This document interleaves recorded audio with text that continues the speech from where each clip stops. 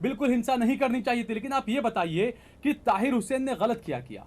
अगर आपके घर पर जब पूरा टोला नीचे घुस जाएगा, काफी लोग आपके साथ में हुजूम आपके घर के तोड़कर अंदर घुसने लगेंगे, तो आप बचाव करने की कोशिश करेंगे या नहीं? बचाव नहीं, बात नहीं, अगर वो बचाव नहीं सुनिए, अगर वो बचाव नहीं करते तो क्या वो गुजरात मॉडल के एहसान जाफरी की तरह शहीद हो जाते? अगर वो बचाव नहीं सुनिए, अगर वो बचाव नहीं करते तो क्या वो गुजरात मॉडल के एहसान जाफरी की तरह शहीद हो जाते? या आप मान लेते ये होता तो वो सही होता? उन्होंने बचाव किया अपना। ठाकुर बहुत क्लीन है जो गोली मारने की बात कर रहे हैं। एक देश का मुख्यमंत्री कहता है कि हम बोली से नहीं तो गोली से मनवाएंगे। ये बहुत अच्छी बात कर रहे हैं आप। कपिल मिश्रा के खिलाफ आपका मुंह नहीं खुल रहा है, आप एक अल्फाज उसके खिलाफ नहीं बोल रहे हैं क्योंकि वो आपकी पार्टी का है, उसकी वजह से दंगे शुरू हुए, उसके लिए आप कुछ नहीं कहेंगे। पक्ष किसी का नहीं ले रहा हूं मैं, पक्ष किसी का नहीं ले रहा हूं, बिल्कुल मैं पक्ष किसी का नहीं ले रहा हूं। मैं वही कह रहा हूं कि कानून है, कार्रवाई है, पुलिस है। और दूसरा आपने जो कहा ताहिर हुसैन, आपको ताहिर हुसैन का वो वीडियो नजर आ गया, लेकिन आपको वो वीडियो नजर नहीं आता जिसमें दिल्ली पुलिस जो है वो किस तरीके की बर्बरता कर रही है, गुंडागर्दी कर रही है, सीसीटीवी कैमरे तोड़ रही है। ये वीडियो भी है कि दंगाइयों को पुलिस साथ में लेकर जा रही है, पत्थर उनके साथ भरवा रही है। ये वीडियो नजर नहीं आती भाजपा को। नहीं, देखिए संसद में आपके नंबर ज्यादा, इसका मतलब कुछ भी कानून पास कर देंगे।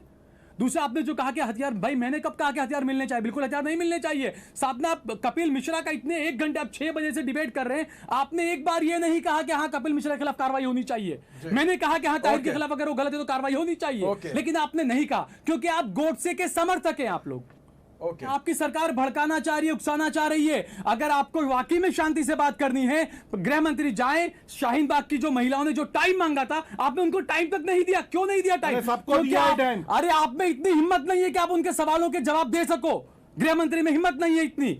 गृह मंत्री को सिर्फ हिंसा फैलाना आता है कि इतनी जोर से बटन दबाओ के करंट लगे शाहीन बाग में। लोग ये नहीं संभाल पा रहे हैं अर्थव्यवस्था को, इसीलिए तो ये सारे मुद्दों का शिकूफा छोड़ा जा रहा है हिंदू मुस्लिम का। उनके पास में न रोजगार है न। अब बांग्लादेश जैसा इतना छोटा देश देखिए ना क्या जबरदस्त तरक्की कर रहा है। ये हम किस दिशा में जा रहे हैं? और जो दीपक भाई जो बात कर रहे थे कि भविष्य की बात करके हम लोगों कर रहे हैं, भविष्य की बात करके नरेंद्र मोदी जी ने नोटबंदी कर दी, क्या फायदा हुआ उसका?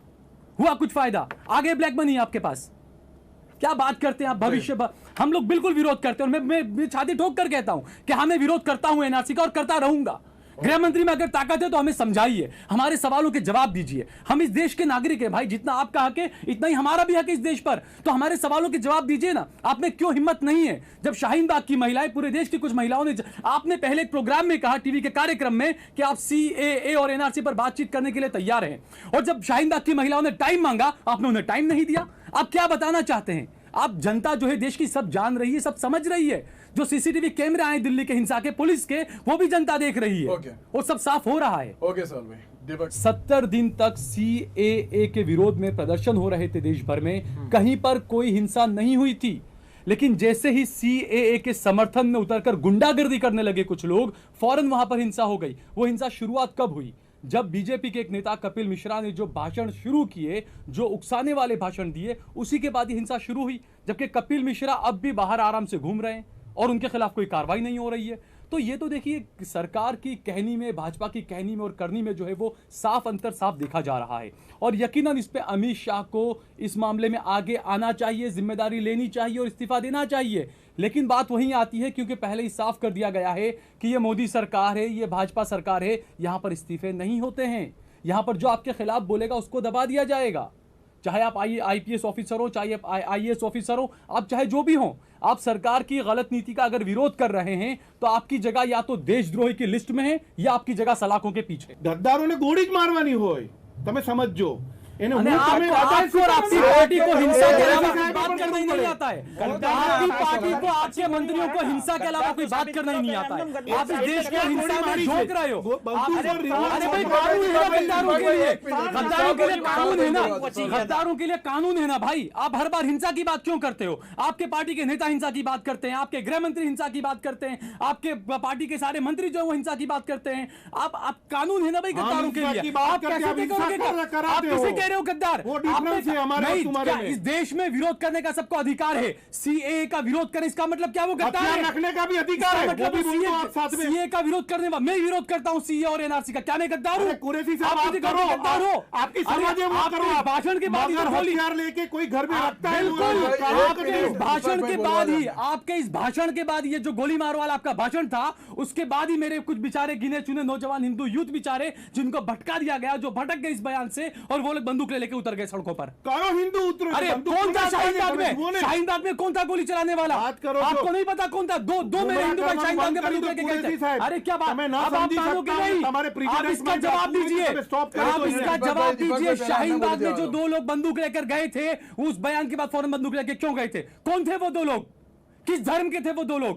ओके, आपने ताहिर को गिरफ्तार करिए, आप उससे जो भी जांच करनी है करिए, उसकी कॉल डिटेल 15 दिन की निकालिए। लेकिन सुनिए, साथ में कपिल मिश्रा की भी पिछले 15 दिन की कॉल डिटेल की जांच की जानी चाहिए कि किन किन से उनकी बात हुई और क्या क्या बात हुई। ओके ओके, सीए ऊपर स्पष्टता कुरैशी साहब पोते समझावे सीए શું છે।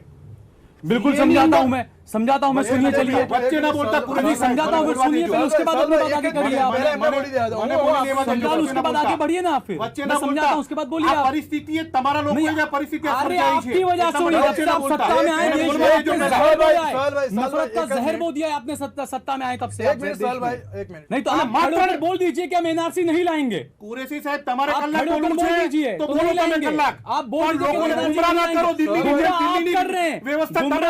कर रहे हैं। एनआरसी सीएए दोनों एक सिक्के के 2 पहलू हैं, आप गुमराह कर रहे हैं। आप समझिए,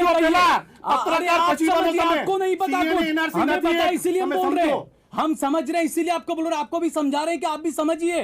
आपके पार्टी के नेता लोग खुद अब ये बात कहने लगे हैं कि हाँ सीएए जो है वो देश को तोड़ने वाला कानून है। जब सीएए और एनआरसी को आप साथ में करेंगे तो बिल्कुल वो नफरत वाला कानून है देश के लिए, संविधान के खिलाफ है बिल्कुल वो। ओके दीपक भाई, એમણે એ ના કીધું કે જે શસ્ત્રો મળ્યા છે વસ્તુ ના થવી જોઈએ। પહેલા मैंने सबसे पहले कहा, शुरुआत में मैंने क्या कहा, हिंसा का समर्थन नहीं करते, हिंसा का समर्थन नहीं करते। पहले ही मैंने अपने बात की शुरुआत इस बात से की थी कि हम हिंसा का समर्थन नहीं करते। देश की जनता कोई भी हिंसा का समर्थन नहीं करती है। साल भाई 1 मिनट पहले मैंने शुरुआत में ये बात कही, स्वार्थ जो हो कि मैं तो वापस कह रहा हूं, नहीं मैंने पहले भी कहा और अभी भी कह रहा हूं, बिल्कुल ताहिर हुसैन की कॉल डिटेल चेक की जाए पिछले 15 दिन की, कपिल मिश्रा की भी चेक की जाए। दूध का दूध पानी का पानी होगा। है हिम्मत अगर पार्टी में तो करवाए चेक, वो सरकार में अगर हिम्मत है तो करवाए इसकी डिटेल। 1 मिनट देखिए नितिन भाई ने एक बात मैं थोड़ा बीच में कहूंगा कि जो गुजरात मॉडल की बात कही, बहुत अच्छी बात की। ये इस देश की आप सोचिए कि चक्र घूमकर कहां आया है। 20 साल पहले जो नरेंद्र मोदी की राजनीति 28 फरवरी को जहां से शुरू हुई थी, आज 28-29 फरवरी को ये राजनीति वहीं पर आके अटक गई है, उन्हीं दंगों पर। आप सोचिए इस बात को। जी दीपक भाई શું કહેશો?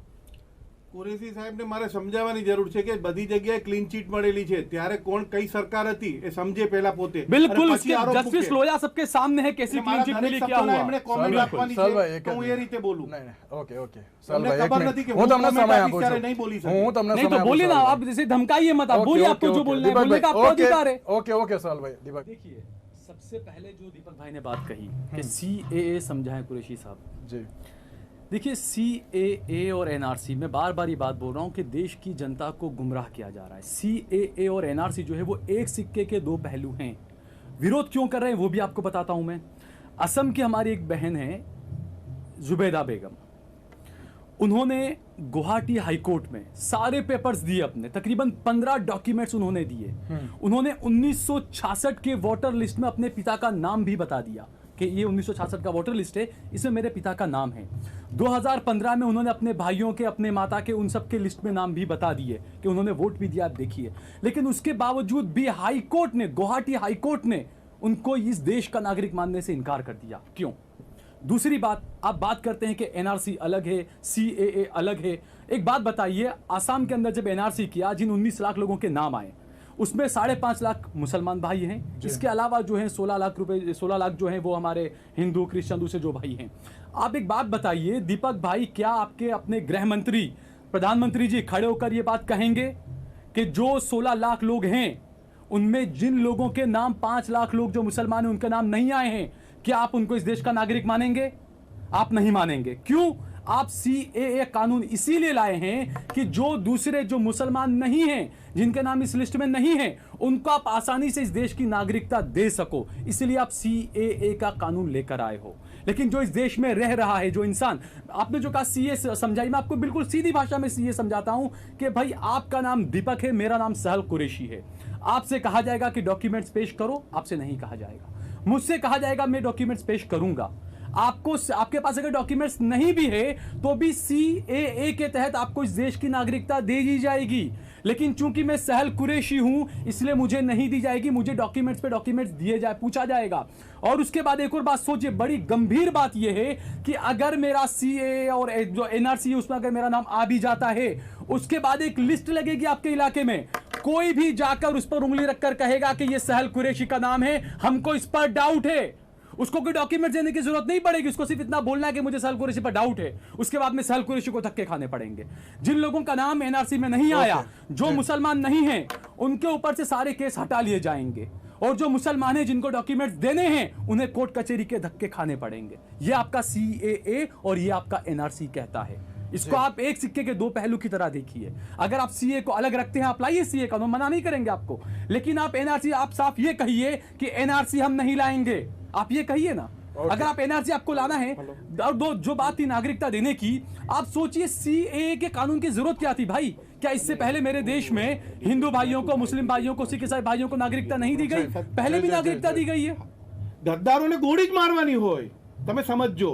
आपकी पार्टी को हिंसा के अलावा कोई बात करना ही नहीं आता है। आपकी पार्टी को, आपके मंत्रियों को हिंसा के अलावा कोई बात करना ही नहीं आता है। आप इस देश को हिंसा में झोंक रहे हो। अरे भाई कानून है ना गद्दारों के लिए, गद्दारों के लिए कानून है ना, गद्दारों के लिए कानून है ना भाई। आप हर बार हिंसा की बात क्यों करते हो? आपके पार्टी के नेता हिंसा की बात करते हैं, आपके गृह मंत्री हिंसा की बात करते हैं, आपके पार्टी के सारे मंत्री जो है वो हिंसा की बात करते हैं। आप कानून है ना भाई गद्दारों के लिए। आप कैसे करोगे? रहे हो गद्दार? वो डिफरेंस है हमारे और तुम्हारे में। इस देश में विरोध करने का सबको अधिकार है। CAA का विरोध करें, इसका मतलब क्या वो गद्दार है? रखने का भी अधिकार है। मतलब CAA का विरोध करने वाला, मैं विरोध करता हूं CAA और NRC का, क्या मैं गद्दार हूं? कुरैशी साहब आप करो, गद्दार हो? आपकी समझ है वो करो। भाषण के बाद हथियार लेके कोई घर में रखता है, बिल्कुल आपके इस भाषण के बाद ही, आपके इस भाषण के बाद, ये जो गोली मार वाला आपका भाषण था, उसके बाद ही मेरे कुछ बेचारे गिने चुने नौजवान हिंदू यूथ बेचारे, जिनको भटका दिया गया, जो भटक गए इस बयान से, और वो लोग बंदूक लेके उतर गए सड़कों पर। करो हिंदू उतरो। अरे कौन था शाहीन बाग में कौन था गोली चलाने वाला? बात करो, आपको नहीं पता कौन था? दो मेरे हिंदू भाई शाहीन बाग में बंदूक लेके गए थे। अरे क्या बात, अब आप मानोगे नहीं? आप इसका जवाब दीजिए, आप इसका जवाब दीजिए। शाहीन बाग में जो 2 लोग बंदूक लेकर गए थे, उस बयान के बाद फौरन बंदूक लेके क्यों गए थे? कौन थे वो 2 लोग? किस धर्म के थे वो 2 लोग? ओके।